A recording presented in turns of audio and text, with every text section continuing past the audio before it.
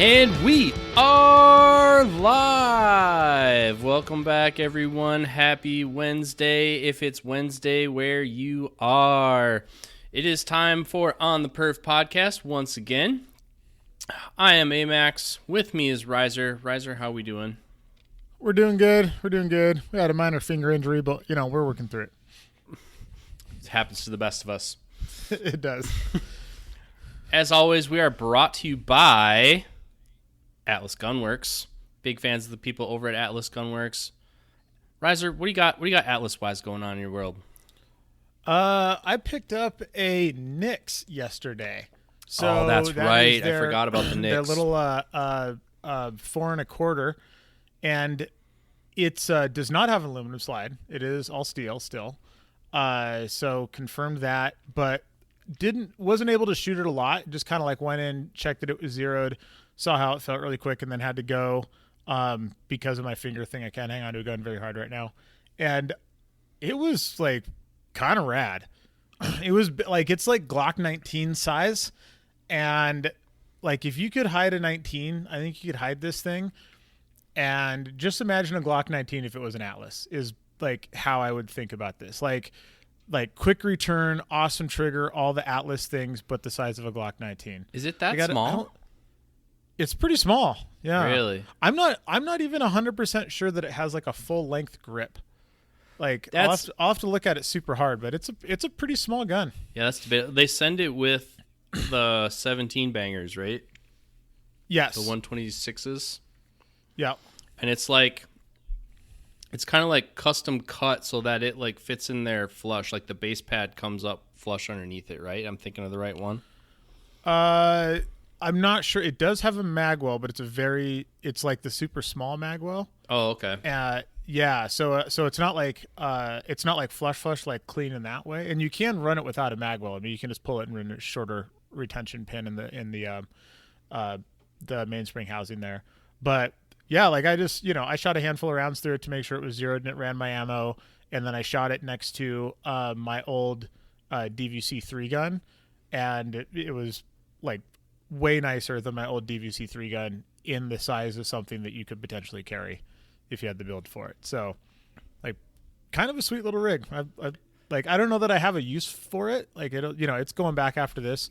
But man, like if you could carry that thing, or if you just needed like a really dope nightstand gun, like that'd be the one. Yeah, I do like to carry the bigger guns. I actually, like you, I have not really played around with the more carry oriented versions of Atlas, because I've always shot my shot on competitive gear. But yeah, that is an intriguing model for sure. And maybe our paths are gonna cross before you have to give it back, right? Or no? No, I think this has to go back in like a couple weeks. Dang. All right. Well. Yep. Sorry, buddy. Maybe I'll. It's okay. Maybe I'll TDY. You know one. a guy. Yep. You know a guy. I just did a round count on my OG Athena yesterday because let's see, by the time this episode drops, it will be out. Defender Enclosed is dropping from Vortex. Ooh, and I have since I got my white box sample, it has been on my Athena. And I just did the round count on it, and I think I have about 5,000 rounds on the Defender ST, which would put the round count on that gun somewhere around 30,000 rounds, because it's in the beginning of its life, I did not keep track. So I reasonably estimated I had about 10,000 on it before I started counting. And so I think I'm at about 30,000 rounds on that gun. And for those keeping score at home, that is the gun that I am trying to shoot the barrel out of. So we'll see. I was looking in there, and some of the rifling starting to get. I don't even know what a shot out barrel looks like, but I just kind of look at it in there, and it's like, one of these days you'll see it on the target when it happens. Yeah, you'll know when it's time. Well, the funny thing is, like, if you just like look down the barrel with a flashlight or something, you can't tell the difference. Yeah. Like, so it's if you know what you're looking for, you can see it with the bore scope. But usually, just like one day, you're like, I can't hit shit, and then you go to zero it, and you're like, nope. Yeah. Not my fault. Yep. Yeah, that's definitely like curiosity killed the cat. I'm looking in there like, oh, I wonder what a shot out barrel looks like. But like every time, I've been on Gunbroker a lot lately, and just trolling, just looking at the pictures, and they're always like, oh, rifling is clean and crisp and bright. And it's like, you don't, whatever. You don't know what you're looking at. I have Not rusty. Got it. Yeah, I have bore scoped barrels that look like just railroad tracks. They're just completely destroyed inside. And when you like stick a flashlight on the end and you look in the other end, it looks like it's brand new. Like you cannot tell jack shit from looking down a barrel with your naked eye. You have to have a bore scope. Sorry. Yeah, absolutely. But yeah, Yep. I'm excited. I don't know. Just keep running up the rounds on that one, and I show up with it to these law enforcement stuff. And when somebody makes a bougie comment, it's like, all right, go shoot 30,000 rounds through your gun, and then come talk to me about how this one's bougie. Yeah, exactly. And also, we are, of course, brought to you by Briley Manufacturing. I did finally get my new to me M2 put together. I haven't shot it at all, but I did get it put together. And just in time for it to be done shooting shotguns for the year. It's in your possession. You got it from shipping and receiving. I did, and yeah, kind of interested to compare between the two, because like I said, my M2, my Accurate Iron M2 is Accurate Iron is not in business anymore, by the way.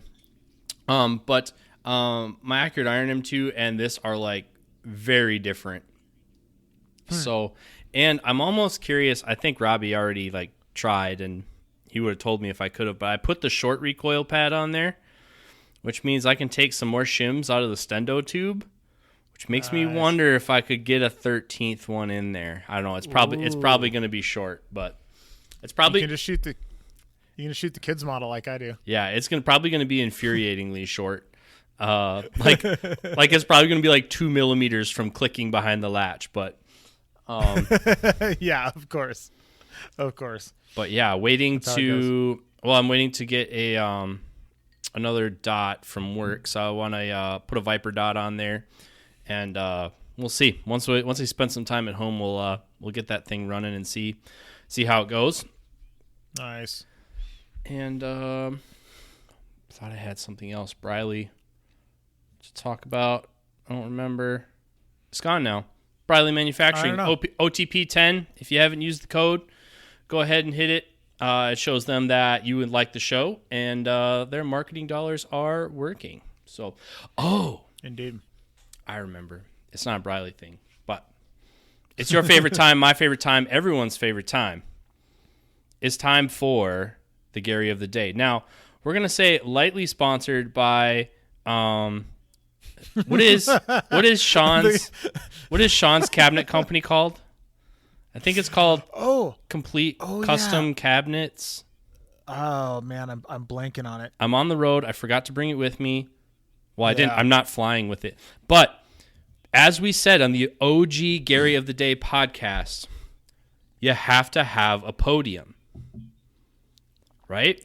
So. Yes, indeed. Sean and his wife took it upon themselves. They made a collapsible podium that like stacks in on top of each other, like the Russian dolls, like Russian nesting dolls. Yeah. So he proctored a collapsible podium for us for Forest Lake Sportsman's Club, and I wanted to give him a shout out because it was an OG Gary thing, and he latched onto it because they're like, "Oh, you need podiums? We'll make you a podium." That's awesome. His podium's pretty dope. I think he made one for Mill Creek, and then they're like, we're making one for you too.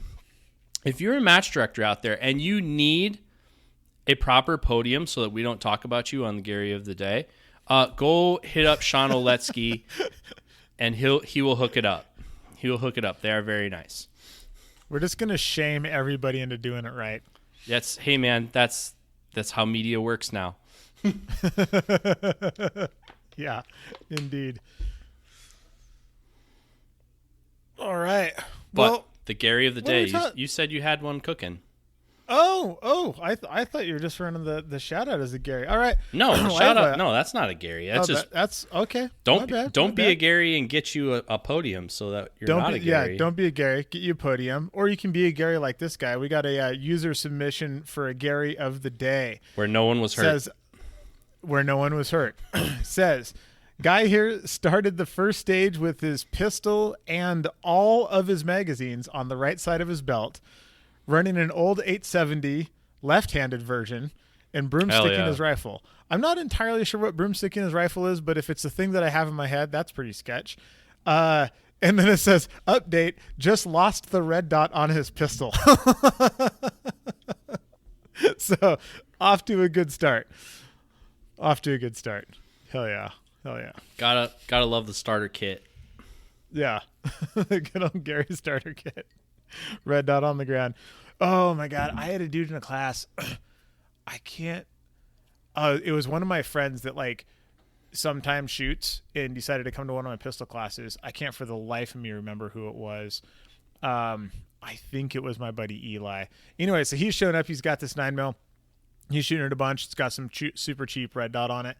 And it's not running. Like every fifth round is having a failure to fire, a failure to eject or something. And it's like it's keyholing. It's doing all kinds of weird shit.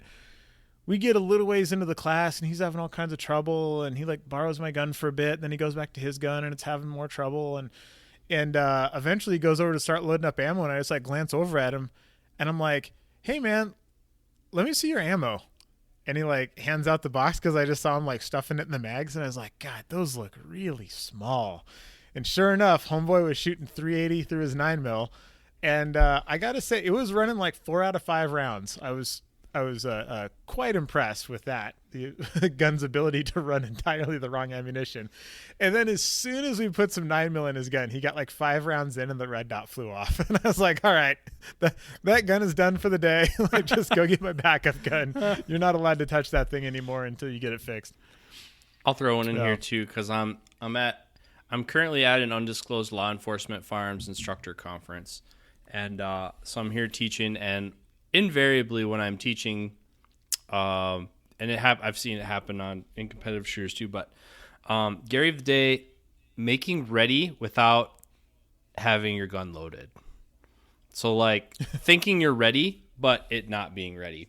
Yeah. I worked in the gun store long enough that I can, not a flex, it's just a fact, I can hear the difference between a gun that's cycling on empty magazines and no magazines and one that's picking a round up into the chamber.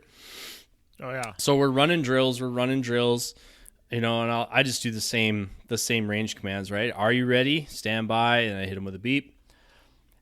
And I'll see invariably almost every class, I'll see somebody that, they're either not loaded, like bolt locked to the rear, no magazine in, and they forgot, and they're going to try and step off on a drill, or they have a malfunction, or it's out of battery, or something. So are you ready? Yep. And then I'm like, are you sure you're ready? Yep. Are you sure you're sure that you're ready? Yep. Okay. Hit him with the beep. Click. Fuck. It's good every time. It never gets old. Because I don't live here, so I don't have to live with your friends.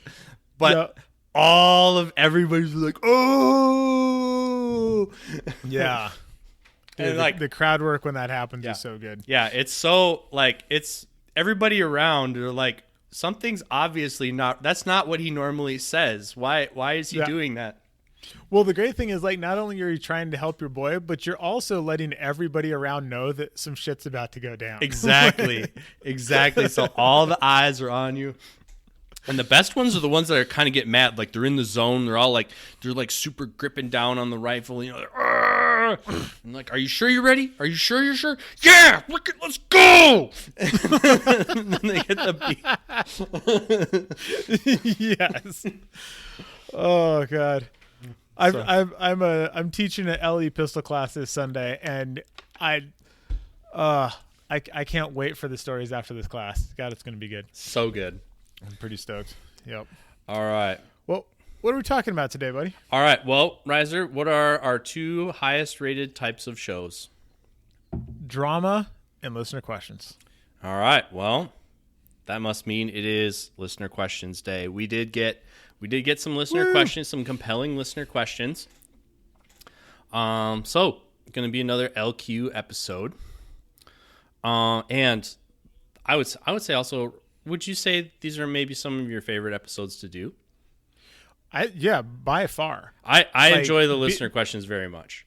Like it is definitely my favorite thing. Like a dude wants to know a thing and we can provide him with the answer. Yeah. Like that's like kind of the point of the whole thing. Yeah. Like all of the basically all the topics that I have laid out here to go are essentially like listener questions that nobody's asked yet. So yeah, whenever somebody sends us an LQ, I am stoked. Yeah, me as well. And we're a new enough show that you can pretty much ask us anything. We maybe haven't talked about it yet. At some point, people are probably going to start asking us stuff that we've talked about before. But by all means, if you have a question out there, half a dozen other people have that same question, and it's probably worth us talking about. And if it is, obviously we'll do a show on it. Indeed. We'll bank our let's say our stock topics, like show ideas that we have, we just keep them banked. There's all the time in the world to make those shows. Indeed. So first one for today, this person was listening to the last solo episode that I did, where I was talking about, I think the question was something about strategic stuff, whatever, and I talked about my execution of short courses. So back up a couple episodes and you can hear what that's all about. That was my question. Ha. Oh yeah, that's right. Oh, it was your question? Yeah. Disguised as a listener question. I love so Maxwell and I have now synced up like a house full of sorority girls because I texted him a listener question because I knew I wasn't going to be able to do the episode.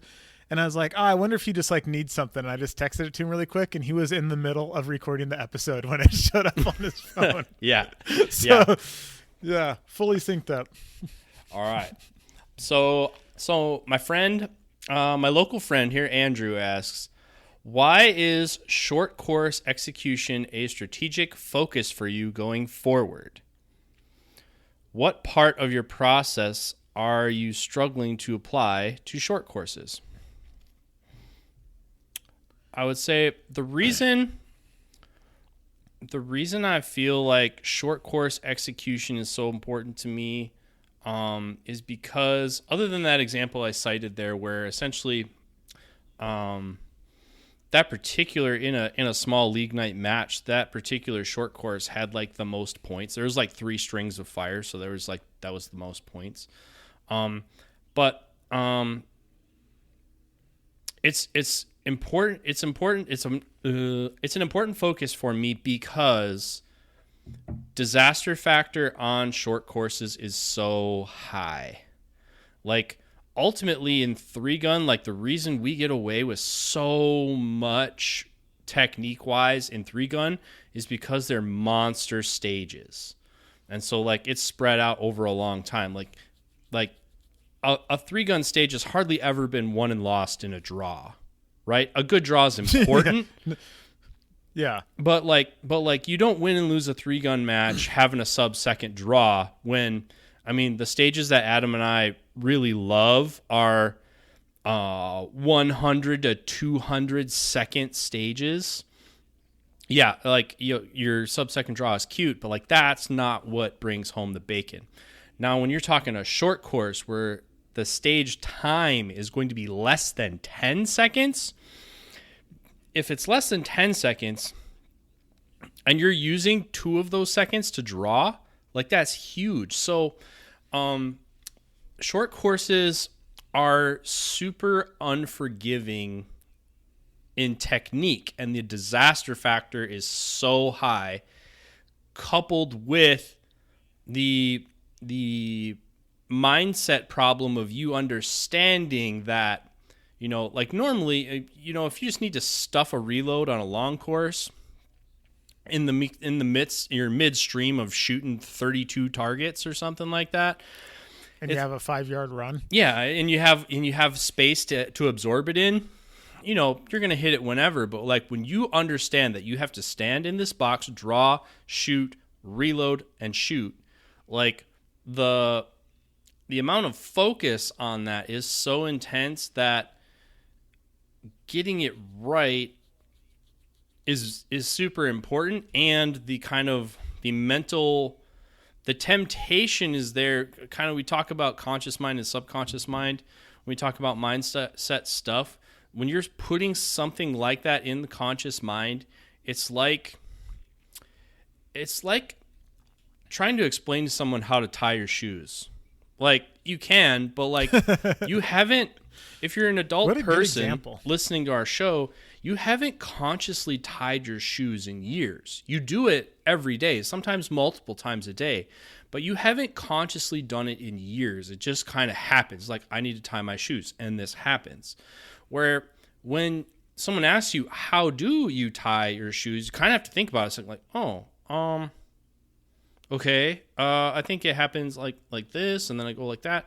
So if you're hyper focused, for example, an El Pres type stage or drill where making and breaking your goal is stuffing that reload absolutely perfect, and you're going to try and do it at the limit of human function. If you're going to try and do it at the limit of human function, if it goes bad, it's going to go very bad. Yeah. So there's that. I have yeeted magazines like 5 yards away from me trying to stuff a reload on a classifier before. Oh, yeah. just like miss the gun and just like toss that thing into space. I mean, that's like, the ultimate, like, kind of the trademark of somebody who actually dry fires with their gun is a nicked up magwell. Like, if your magwell isn't beat up, like, you don't dry fire. How do we know? Because if you like crash into it enough, you're going to nick it up. And so that's part of it. The other part of it is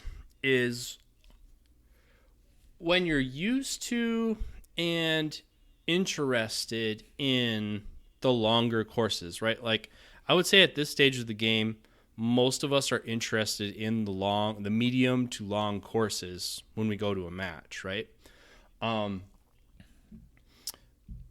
So when you're used to kind of having strategy for a longer stage, or you have more process around breaking down the finding of the targets, the choreographing of the loads, the decisions of the index points for footwork and things like that.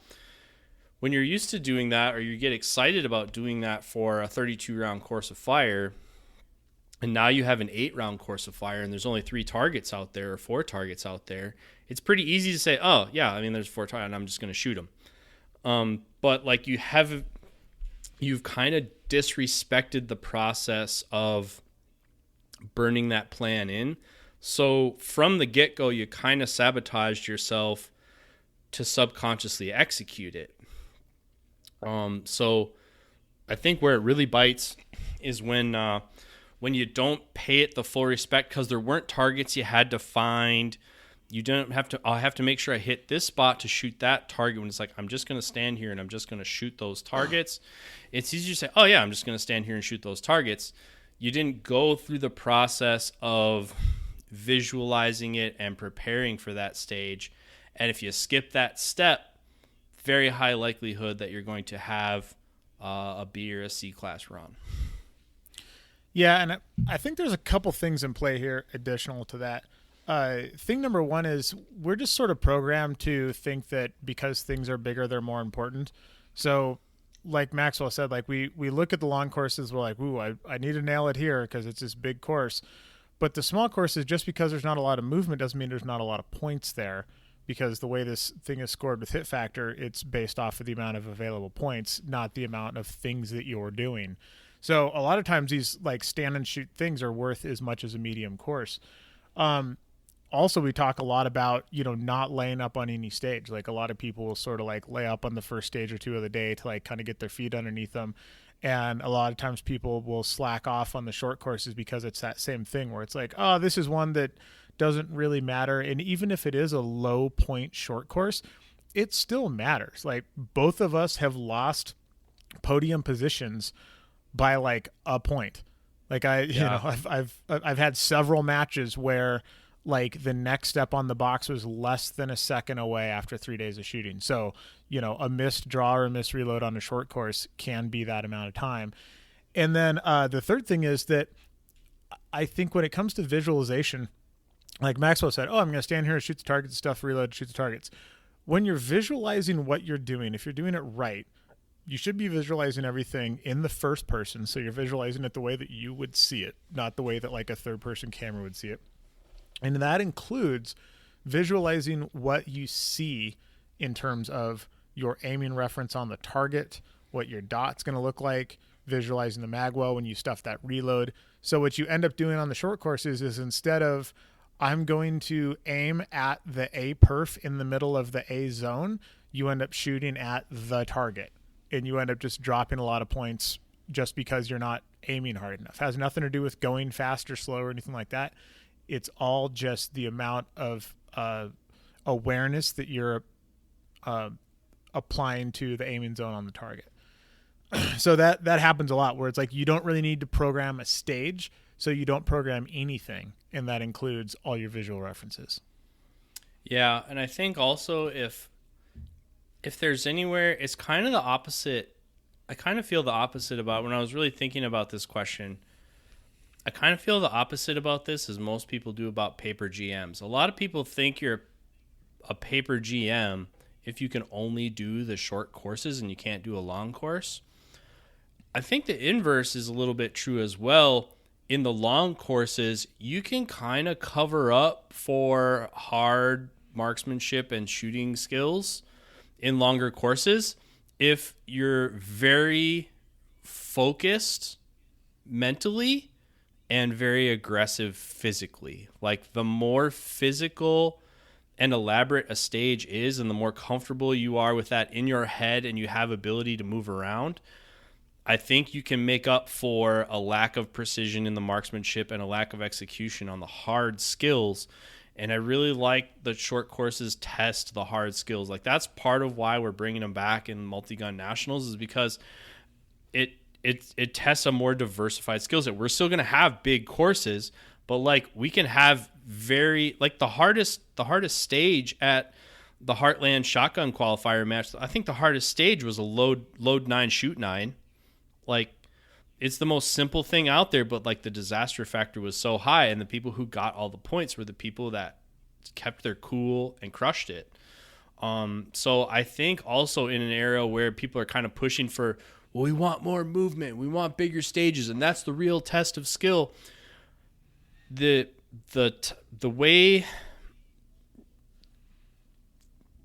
way to score more points is to minimize the time that the gun's not shooting. So if a stage inherently has time built into it that the gun is not shooting and collecting points, that's a place where you can make points or you can improve your score with things other than shooting skills. So if you have the ability to really lock in a stage plan and memorize it, you're going to have an advantage. If you have the ability to be super physical, super aggressive, you're going to have an advantage. And those are the types of people I see who are uncomfortable when they just have to stand in a box and shoot. I'm not saying the whole sport should be stand in a box and shoot, but that should feel like a layup to you. And I think there's a lot of folks out there who like when they just have to stand and deliver on the gun, they aren't super comfortable with that when it's definitely at the essence of what the sport is, if that makes sense. Yep, I can get behind that. Yeah, I don't know. I got nothing more on this one. Yeah. All right. But yeah, I really like short courses. They are kind of a microcosm of the sport. Another shooter sent us some questions. I'm going to spare everybody the big, long, whatever, hoop-de-doo. For his first question, he has a gear question. So he is he's one of the folks we've talked about where he essentially has his starter kit of gear. He got into 3-gun. He's very fortunate that his local club is Reveille Peak Ranch. You're off to a good start, buddy. Yeah. So and he's shooting a Stoeger M3K, a Glock 19, and a Frankenstein AR. And so checks out. He said, "I have a few questions. Gear. Now this one he admits is kind of piggybacking off our last episode. Do you think it's worth upgrading to a CZ Shadow 2 now, or would it be better to hold off and save for something like a Hayes or an Atlas? I think I may know what your answer is as I just listened to the most recent episode. Yep, our opinions hasn't changed in a week about all the pistols. I started to write this email before that came out. So as a professional salesperson, I'm gonna step into like, I'm gonna put my industry hat here for a second. And I do sales. I don't do sales in the terms of like used car salesman, like trying to make a deal. I think of it as problem solving, all right, or matching, filling a need, problem solving from a standpoint of filling a need with the right tool for the job. So when I make equipment recommendations, I'm trying to look at you as a person and fit you with something that I think that you're going to be happy with for the amount of money that you're going to spend. So any ask on is it worth upgrading or is it worth it? That's a value question. I talk about this a lot in my my LPVO class that I do for Vortex, because as an analogy, just within our line, one of the things we're very good at as a brand, we have products in every segment that we're in. We essentially have products that span all the price ranges. So in terms of LPVO, if we were to just talk law enforcement prices for a second, because those are what I know off the top of my head, I have LPVOs that sell for $350. I have, on the other end, if you could get it, the one that some of you have seen and is the Forbidden Fruit. If you could get the British Contract Super Short 1-10 made in Barneveld, Wisconsin, that, if that was commercially released, would be something like $300 or $3,500. So how does a scope that has a true 1 power, goes up to 8 or 10 power on the top end, has daylight bright illumination, how do we justify one costing a factor of 10 more than the other one? That's a value decision. When it comes to gun stuff, if you're into it enough that you're listening to a show like this and you participate in a sport like 3-gun or action shooting of some kind, you're probably participating at a level high enough that you're going to appreciate the finer things. Kind of like we alluded to in the Atlas segment here. When I whip out my Athena for a law enforcement training, it doesn't happen very often because Staccato kind of made it cool to shoot those again. But somebody's like, "Oh, that's a bougie gun," and it's like, it's a high value gun. Because I shoot it enough, I spend enough time with it, the gun lives in my hand every day. So I just care more about the refinement of it.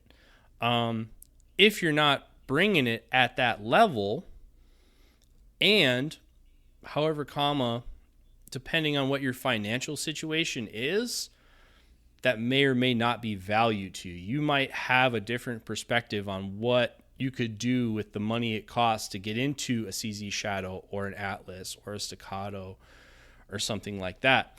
That value is totally dependent on you, the person. So is it worth it? I don't know, because like Adam and I both said, it's worth it to us to wait for an Atlas or a Hayes or equivalent 1911 style pistol. But we're into it at a level where we're willing to do a podcast, right? So we're already in like the 0.001%. Yeah. If this is just kind of your hobby on the side between soccer games and whatnot, being a parent and having a job, and if this is really just kind of something you do every once in a while, that might not be value to you. And then on the other end of the spectrum, Riser, didn't you talk about a guy? He bought 3 Atlas pistols at the same time. Yeah. Right? Like, as many as I have, I've never bought that many at one time. Like, I always kind of scrimped and clawed my way to get them. I didn't just buy 3 at one time. So, like, the thing has levels. Well, here, let me put this in a slightly different example. So I get the question a lot, like, what LVPO should I get for my rifle, back to AMAX's analogy here. And I come up from a different angle because I not in that military law enforcement world at all. But to me, there's basically, ignoring that the 1-10 is a thing, because most 3-gun shooters don't shoot a 1-10, they shoot a 1-6. basically, in my mind, in that world, there's two options, right? There's the PST Gen 2 1 to 6, and there's the Razer Gen 2 1 to 6. I don't know the prices off the top of my head, but the Razer is a good chunk of money more expensive than the PST Gen 2. When people are like, which one should I get? Essentially, my answer is the same thing. I'm like, are you going to shoot a couple of locals a year, or are you going to get on a plane and fly to a couple of majors a year? Like, Yeah. those are sort of, kind of where those ranges start, right? So if it's like, oh, this is a thing that I'm going to shoot 3 or 4 matches every year, they're all going to be locals, the winner's going to get a crisp high five, that PST Gen 2, plenty. Like, you're going to do fine.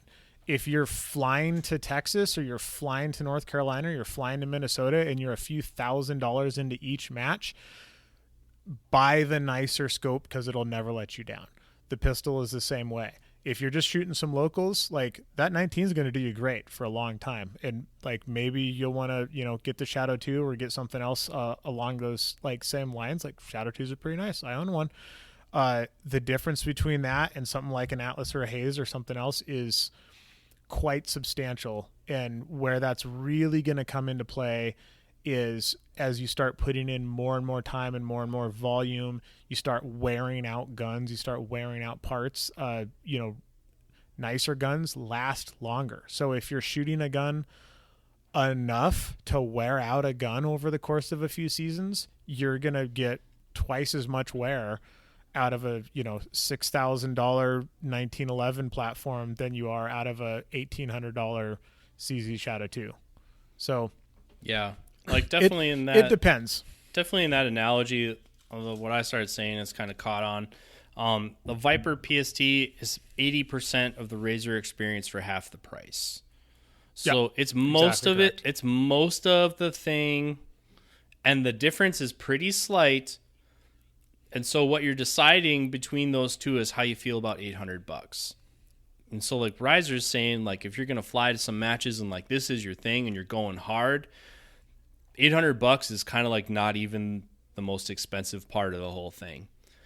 But if you feel about scopes the way firemen feel about hoses, then like you probably have something else you want to do with the $800. Like, especially when I was in the gun store, I swiped a lot of cards that had secret money on them. Right? If your wife's going to be pissed that you spent that $800 on a scope, then it's probably not value to you, right? Yeah. So you specifically, the listeners specifically asked about a Shadow 2. So he's shooting a Glock 19 right now. We could all relate with, he probably feels undergunned showing up to a 3-gun match with a Glock 19 because he's looking at the iron that's around him, and he's got the FOMO. And then he also has, the disadvantage of size. Like he understands that this is not ideally sized for what I'm trying to do. I'm giving up some performance because a Glock 19 is a mid-sized concealment pistol. So when you ask about a CZ Shadow, a Shadow 2, to me, a CZ Shadow makes sense if you're a club level guy. Like if you are going to be active locally, maybe shoot the big matches that come within your region, and that's kind of where you draw the line for now. I wouldn't see that as a bad investment. Or if you're going to heavily participate in a sport like USPSA, and when you shoot USPSA, you want to be in carry optics division. Like you don't want to be in limited optics division. You kind of like the idea of more simplified equipment. Then I would say a CZ Shadow 2 makes sense. CZ Shadow 2 makes sense if you have a heavy inclination to try and shoot carry optics in USPSA, and that's going to be a big part of your shooting pie. And you kind of are going to stay within your region for what you're doing in 3-gun. I think you could probably be well served by a Shadow 2. Similar to kind of what Razer described. But like as soon as you're like, no, dude, I want to go to all these matches you guys talk about, and I want to this, that, and the other, like if this is your thing, you're pushing all your chips in, then I would wait. I would shoot that Glock 19 like it owed me money until I could jump all the way to the next pistol. Because I have a Shadow too, like we talked about in that episode as well. Being a Shadow customer now, I can say that I wish very heavily, even in that Shadow 2, I wish I would have got the Acu Shadow. I wish I would have got the CZ custom version of the Shadow, to have the tighter match bushing fit. So ultimately, Shadow's a good gun. I don't think I'm in danger of selling mine, but I see that as a quality piece of equipment that has limitations if we're talking about the Sport 3 gun. Yeah, 100% agree. All right, question number 2. Industry involvement. 3, you can't count. Excuse me. Yeah, this is his question number 2. Yeah. Okay. All right. I'll lay off. He asked about industry involvement. How can I bring value to companies in the industry to help it grow? I don't have a big social media following, but everyone who knows me knows all I talk about is shooting. I'm going to actually break his question into a few pieces. So, how can I bring value to companies inside the industry to help the sport grow? Oh, man. That's a really interesting question. I've never really thought about it in those kind of like broad terms as like not a sponsored shooter, but is just a dude trying to help out the industry. I think the thing to me is the money that I spend outside of the companies that I represent, I think very, very hard, and the companies that I represent also play into this as well. But I spend my money on things from companies that support the industry or that support the shooting sports already. So if I can get a widget from brand A or brand B and they're about the same value proposition, and brand A sponsors half the matches I go to and brand B is, nowhere to be seen, I am for sure buying from brand A. So thing number 1, talk with your wallet, right? Outside of that, when you have these things from these companies that support the industry, I loan out a lot of gear. A lot of people aren't comfortable doing this, but I usually am. When I left on my big 15-month road trip, half of my safe was out with other people. I loaned out everything because I wanted to see it out there, getting love, getting shared around, having other people play with it.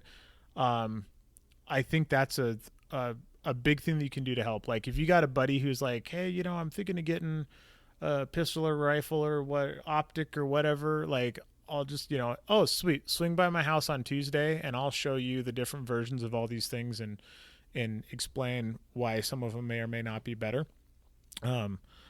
It's, I'm in a pretty unique circumstance that I have a lot of the things, so I can be like, oh, well, this is what a PST Gen 2 looks like, and this is what a Razor looks like, because I have one of each of them, and we can go out in the backyard and look through them.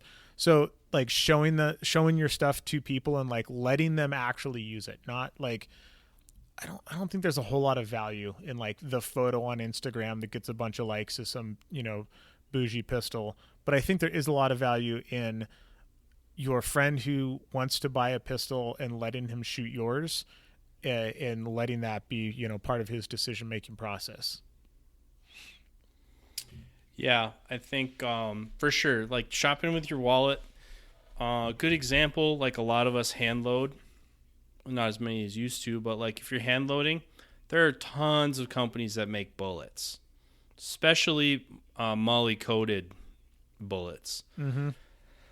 But if I'm buying bullets, there's there was a time where it's which one's the cheapest. Now it's more whose banner do I see around? I'll tell you, if I'm buying bullets, it's gonna be Hornady, Berries, Blue Bullets, Brass Monkey. Those are the ones that I see, so those are the ones I'm shopping with. if people are supporting matches in your area, what I think a lot of people don't understand, because like I get solicited a lot for events. Again, law enforcement's my function at Vortex, so I get solicited a lot for sponsorship donations of law enforcement events. And between me and the guy that handles the action shooting sports sponsorship, we kind of talk about the dirty D word. All right, donation is a horrible word to use when asking for something from a company, because it shows us that you don't understand that it's a marketing spend. Companies are sponsoring events to get eyeballs to promote their brand. So the biggest way you can bring values to companies that support the shooting sports is to patronize them and or help them get the word down the line to other people, to spread their exposure. So like, it's one thing to put a banner up at a match. It's another thing to put a banner up at a match in a place where it gets its photo taken.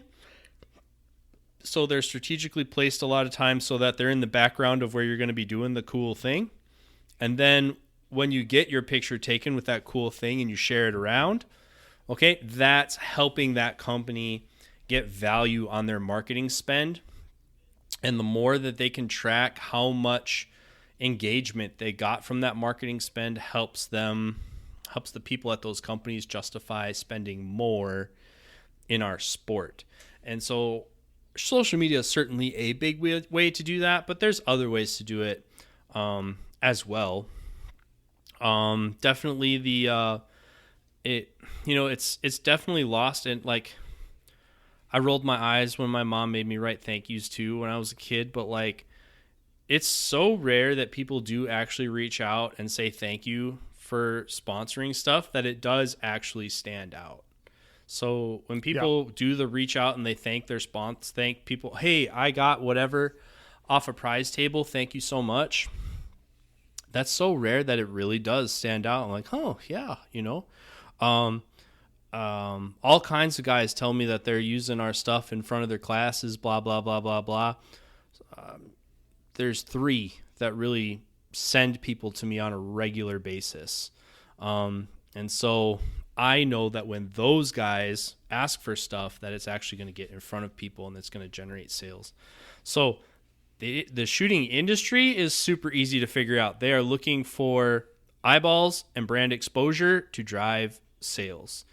I think the other kind of catch-22 thing in there is when you go there, like if they're giving out a discount code or something, like Briley gives us a discount code, all right? Use our discount code. But the reason they're giving that discount code is they can track their spend. Otherwise, pay full price. Say, hey, I really appreciate you guys sponsoring. Like, if you can leave a note in the bottom of your order or something. When I order from Barry's Bullets or whatever, hey, I really appreciate your support of the shooting sports. Because there are a lot of companies, especially the smaller companies, they see sponsorships as just kind of leading to people asking for a discount. So like their target market is competition shooters, and the only competition shooters that buy their stuff are the people that ask for a discount. You see how that would get kind of toxic as well. Yep.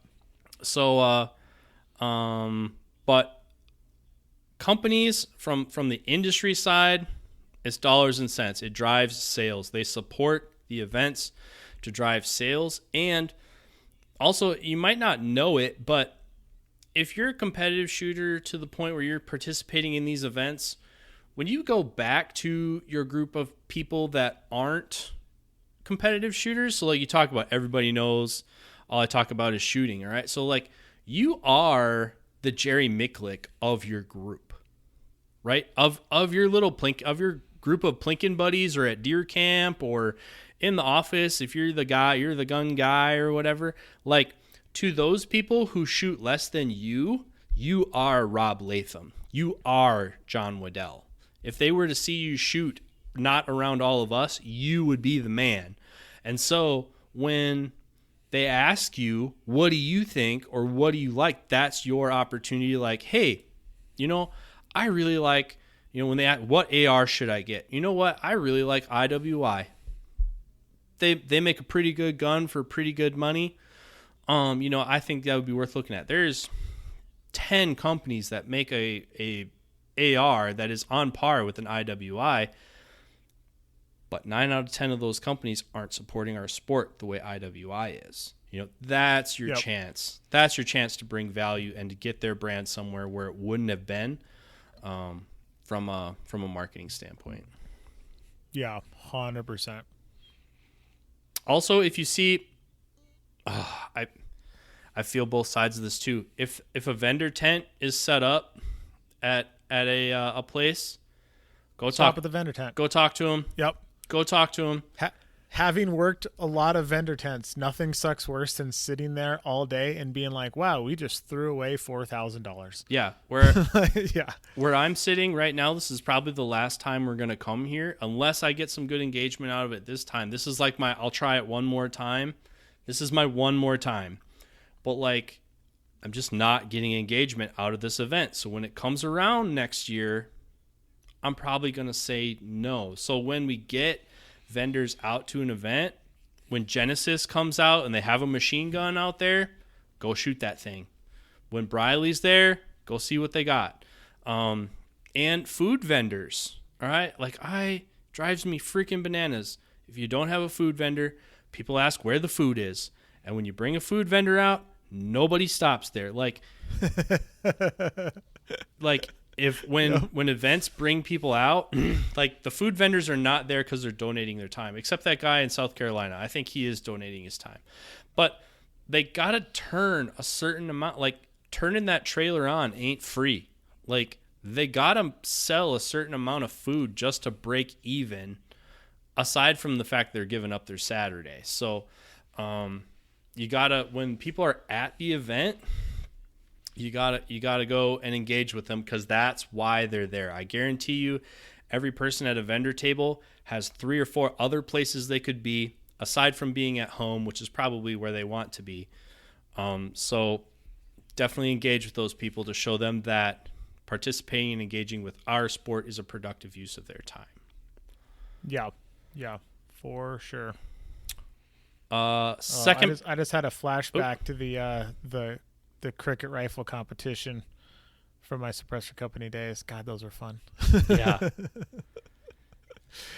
And hey, it kind of worked because I didn't need what is that thing called? I didn't need a Hornet suppressor. It wasn't even that quiet. But I liked Adam Reiser, and he took the time to support our that company was supporting 3Gun at the time. I literally bought a suppressor for that reason. There's a million other companies you can buy a 9mm suppressor from, right? So that's how you build value for companies in the industry. And I think that was how originally Vortex started putting so much energy behind the action shooting sports, because action shooters were so grateful for the support that they hit the ball back. And they were doing the social media stuff, and it was very interactive. It was very easy to show the value of that spend. So it's important not to lose sight of that. Next part of his question. What is the biggest need/pain point you guys see in the sport of 3Gun?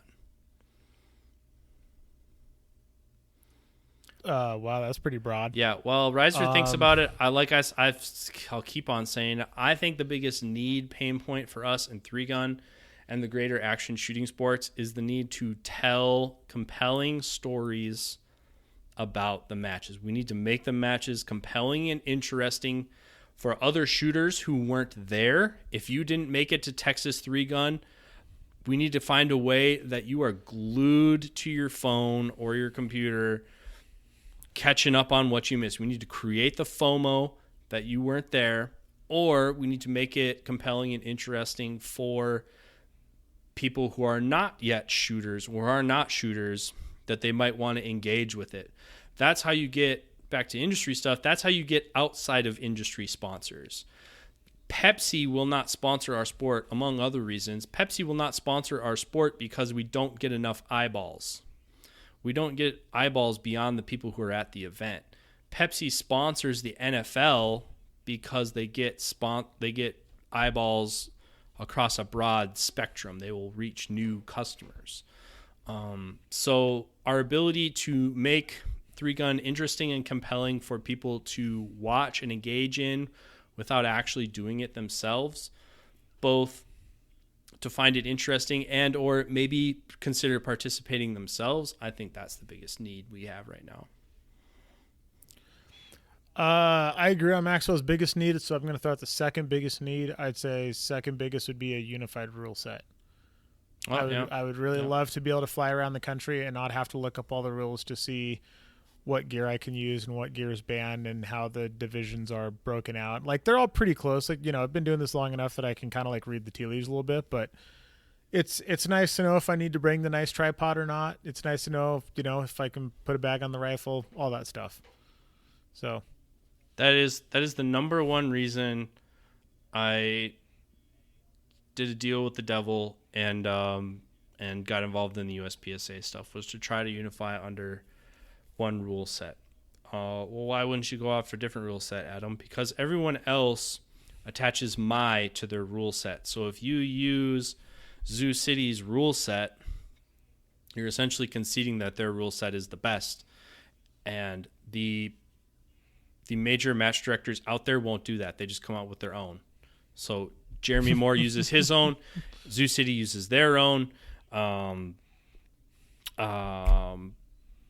Parma, who's good. Yeah.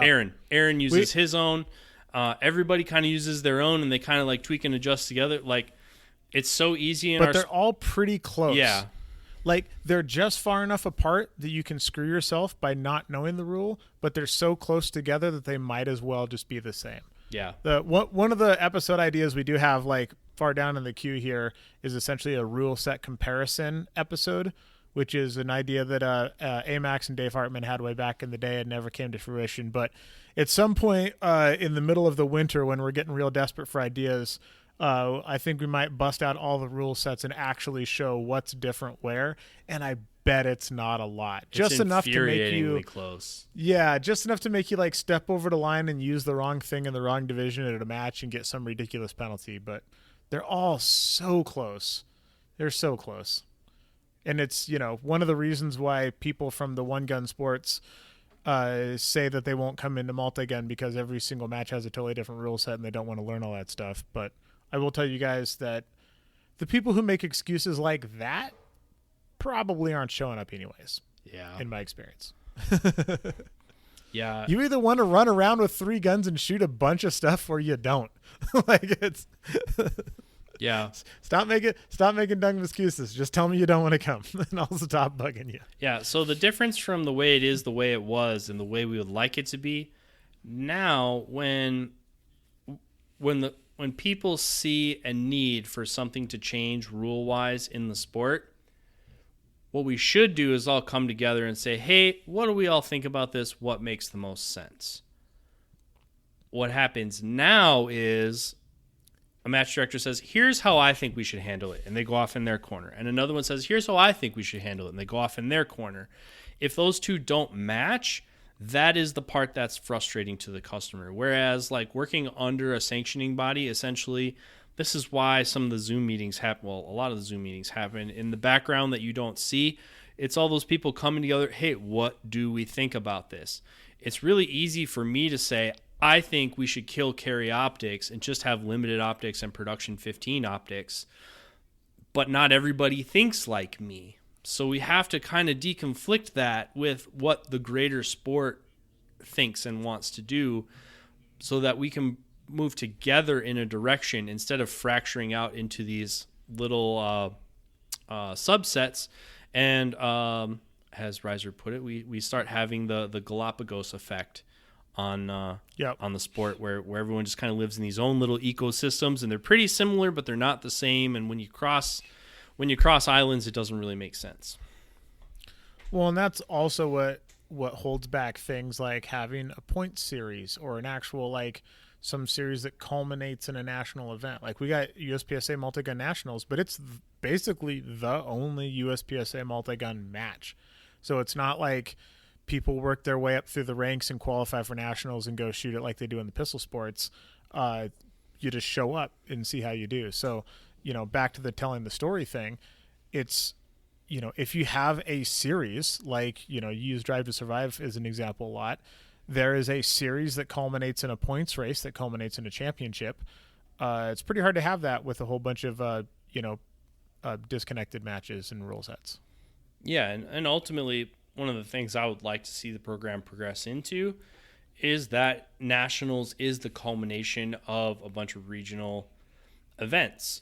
You also, like right now on the pistol side, you somewhat have to qualify into nationals through the area championships.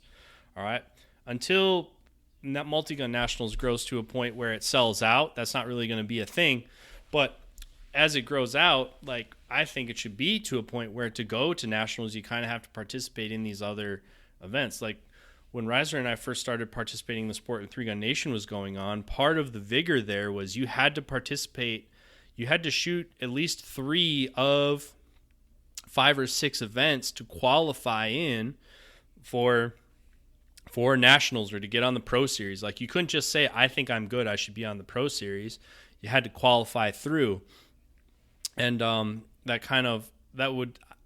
think that would bring it together. So I would like to see a world where, Zoo City is a Area 6 match, not necessarily USPSA, but like I would like to see Zoo City be an area match and Texas be an area match and Parma be an area match, and it culminates in a nationals. And I'm not just saying that because we have nationals now, but like I would like to see where there is some continuity of all those events together, where they were under a collective rule set and their scores somewhat culminated into a championship, at some point in the year.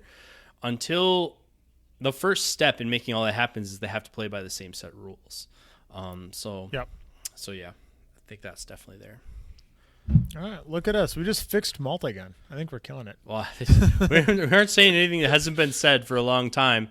Come on. These are totally original ideas that I haven't heard since the day I started shooting. Bringing the fathers of the 5 families together.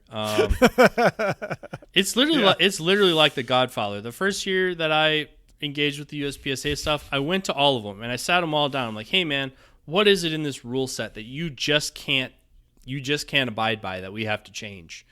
And they had some stuff that ultimately we fixed, and some of it they kind of hemmed and hawed on, and I think the response was kind of weak sauce. But it is what it is. The third part of that question he had: is there a product/service needed that does not exist in the sport? Ooh.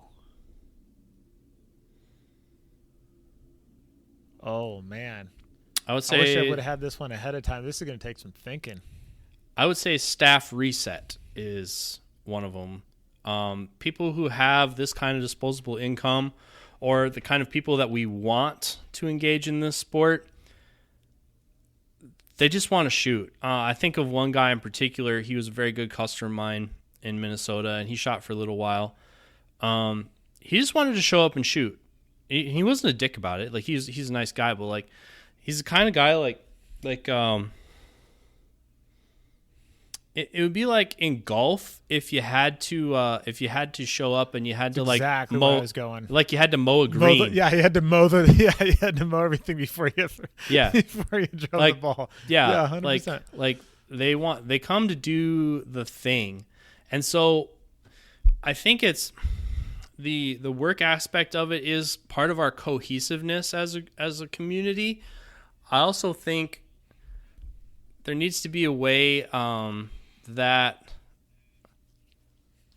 you can just indulge in the sport without it feeling like work. I think ultimately we age a lot of people out of the sport sooner than they want to, because they kind of have the, it's so much work, or it takes all day.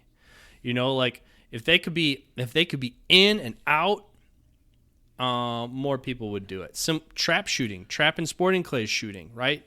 You show up, you slap your $25 down on the table, they give you a preloaded card, you go out on the course and you shoot. If there was a way that a match could facilitate that, that match would do very well. But finding the money and or the people to make that happen is currently the challenge. Yeah, I mean, like you said on a previous episode, like, you can't do this sport on a whim. Like, you can just grab your duck gun and go shoot trap on a whim, but you can't, like, I just kind of want to go try 3-gun and just, like, show up and do it. I would think, like, some sort of loaner gun program at clubs where, like, people who did not have the things could show up and try the sport. And it's like, you and I know that we have this because you and I know that if anybody shows up at one of our local clubs to shoot a 3-gun match and raises their hand and they're like, I don't have a shotgun, we're both going to run at a dead sprint to our truck to make sure we're the first person to get to loan this dude a shotgun. But people don't know that going in. So especially for this sport, the shotgun being like the real sticking point, you can't just walk into a store and buy a 3-gun shotgun, although some are marketed that way. And even if you could, a 3-gun shotgun isn't super useful for anything outside of the sport of 3-gun other than shooting some pumpkins in the desert. And most people aren't going to drop the amount of money that you have to spend on a 3-gun shotgun just to try the sport. So unless you just happen to know a person who happens to have some gear that they can loan you, like, the on-ramp into the sport is, you know, a little bit tougher than especially just like pistol sports where it's like, you know, anybody who is interested in shooting USPSA already owns a pistol. Now, whether or not that pistol is appropriate for the sport or not, that's a different story. But if you own a pistol, you can go shoot USPSA and they will put you in some division and it will be fine. You kind of need a lot more gear to go shoot 3-gun. So, you know, just being like, I want to try 3-gun. So even if you have a rifle and a rifle and a pistol, you still need a belt, you need enough mags, you need some shotgun shell caddies, you need a shotgun. Like, it's, you know, a couple $1,000 investment just to go try. And that is really a bummer. I don't know that there's actually like a good way around that, but man, if like a club just had like a loaner Stoger, you know, with the port cut out correctly and a belt that you could slap around your waist, then I think that could potentially go a long ways towards, you know, easing people onto the on-ramp a little bit. Or even like service-wise, if clubs or ranges had a little bit of like the open house effect on it, like it's not a match, it's set up though, and you can just kind of approach it in a non-competitive environment, like just get a taste for what a stage is, shooting it, gun transitions, shooting around walls. Like, I would say the biggest thing that attracted me to the sport and kept me involved as long as I have is because you can't shoot like this anywhere else. Right? And so, like, but a lot of people have the hang up. My significant other, her biggest hang up, she doesn't want to do it in front of people. She's not willing to dive into a competitive sport. And no matter how many times, well, yeah, nobody cares how you do, blah, blah, blah, blah, blah. She does not want to approach the sport in a competitive environment. So if the sport or the ranges or whatever could have sort of an open house, like a sampler type of thing, you know, where we would attract to the people. That's the first part, is like, how do you attract the people? How do you facilitate them doing this safely? But like a way to interact with what this sport is outside of a competitive environment, that would help quite a bit. Or like the way Minnesota 3-Gun Group did it for a long time, they called them skills builders, but essentially they had like an intro to 3-gun class, where instead of hosting a match for the weekend, they had a breakdown. They had like round robin style. You rotated through kind of 5 little stations or whatever, and you got a taste of what it was. And that's where the loaner gear was, and that's where the people who knew what was going on, they would show you some skill. They'd show you what is a quad load and how would that work, and How do you shoot a spinner target, or how do you transition? You put it in the box and then you draw. Make sure you turn the safety on, and so any of that kind of intro to stuff or open house, like services are required that help people who are interested or intrigued approach the sport where they don't have to dive off the deep end, because you're going to limit your if that's the only way into the sport, you're going to limit your subset quite a bit. Yeah, so there was, granted there was some leadership turnover and a couple other things that happened around the same period, but you can really take our local club here and you can draw a line of a before and after, and the spot where that line is my buddy Robert started doing the new shooter matches. And so they were like indoor 3-stage local USPSA matches specifically designed and attended only by completely new shooters, or new to the sport anyways. And then those people, some percentage of that would go off and shoot, our bigger local matches here and start growing. And before that happened, like back up a few months before those things started happening, and a local match would be like 50, maybe 60 people. Like, it was still a pretty decent sized club. A year after those things started, and we're pretty routinely having 150 people at a local match, and they sell out and there's a wait list. Like, I don't get into our local matches all the time. So like just having that on ramp is so huge. And it doesn't take that much to do that. Like, it's very easy to think like it would be this big production, but like what you, the listener out there, would think of as the simplest thing in the sport. Remember when you approached the sport, like, you didn't know that stuff. So those were all unknowns, and they were scary and big question marks. Like, you got the way to bring people into the sport is to remove the question marks, and to let them experience it once. Yep. We're definitely going to have a introducing new people to the sport episode here. It is on my list. It's coming up. We'll go through this in depth. I think that is all we have for listener questions for the day, but certainly a few meaty ones there. Yeah, there's some good ones. Those were among the more interesting ones that I've, like, usually I just have like an answer off the top of my head because it's a question I've answered 100 times. And those last couple ones really made me think. That was good. Absolutely. If you have questions out there, the best way to get them to us, either find us on the socials where we are. He is Adam Reiser everywhere. I am 3Gun AMAX almost everywhere that I am, which is pretty much just Instagram and YouTube. Or you can get at us at ontheperfpodcast@gmail.com. Someday that will be the home of our YouTube channel. Someday when we start editing videos. More than we already do. But if you have questions, shoot them over to us. And as we get an hour and a half worth of them together, we will do another LQ episode. But those are all we have for you today. So until next time, keep those overlays handy. This has been On the Perf, and we'll see you guys on the range.